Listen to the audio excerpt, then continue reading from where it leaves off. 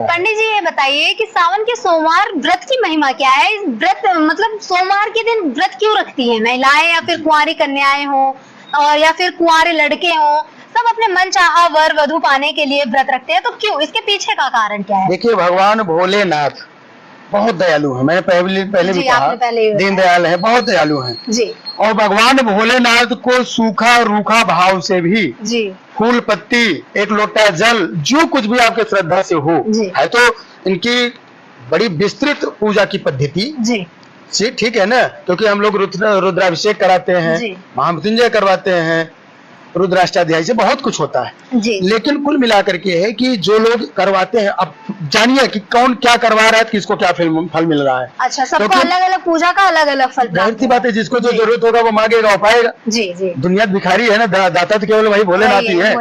अब भोलेनाथ के पूजा में क्या होता है, जैसे कुंवारी लड़की जी क्यों पूजा करती है? उन्होंने देखा कि माता सती, माता पार्वती, माता उमा, जो उनके ही रूप है, वो किसी न किसी रूप में कभी न कभी समय काल के अंत में या कालांतर में कभी उन्होंने जी भगवान भोलेनाथ का तपस्या किया जी।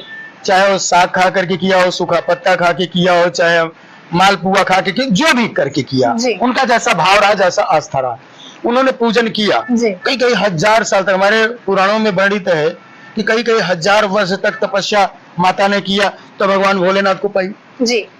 उसके बाद में गौरी पूजा के लिए प्रथा चली जी। जब माता ने भगवान भोलेनाथ के लिए किया, तो एक बिचवई होता है जी, आर्बिट्रेटर जिसको इंग्लिश में कहते हैं जी, जी। मध्यस्थता, ठीक है ना।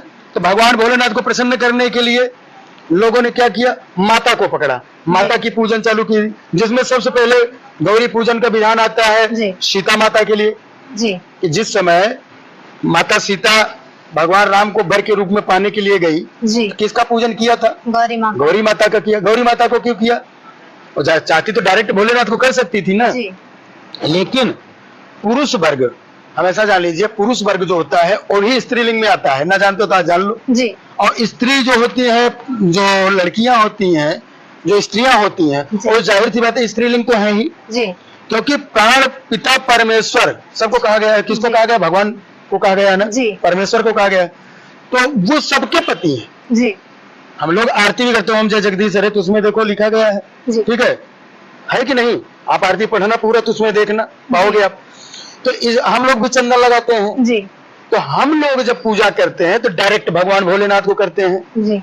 लेकिन लड़कियां जब करती हैं तो माता को आगे करके करती हैं, क्योंकि मर्यादा के अंतर्गत होता है, पर्दा के अंतर्गत होता है। आप भी कहीं जाती हो तो माँ के साथ में जाती हो जी। आज के युग अलग हो गया कि आज लड़कियां ओवर स्मार्टनेस अपने आप को दिखाती हैं कि मैं जो चाहती हूँ कर सकती हूँ, जहाँ चाहूँ जा सकती हूँ, जैसे चाहूँ। पहले हम लोग देखो दुपट्टा, आज भी अंगोछा रखते हैं कंधे पे, है ना, पसीना हुआ तो पोंछ लिए, ठीक है, अपना तन भी ढकने का काम है, जहाँ जैसे जरूरत जाने, हवा नहीं आ रहा था हवा भी कर लिए।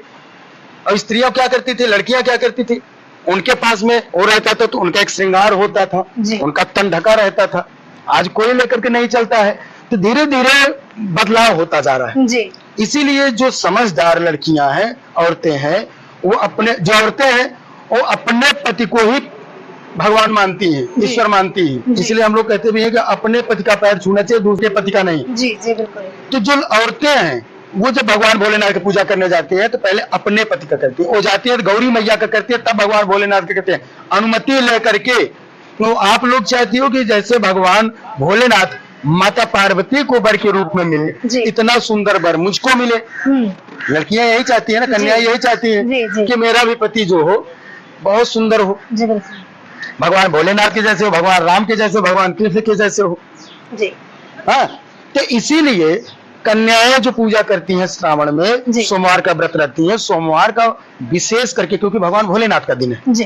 भगवान भोलेनाथ के सारे दिन है, लेकिन विशेष माना जाता है। इस दिन जो कामना करके पूजा करता है जी बढ़िया भाव से, उसको भगवान भोलेनाथ तत्काल फल देते हैं।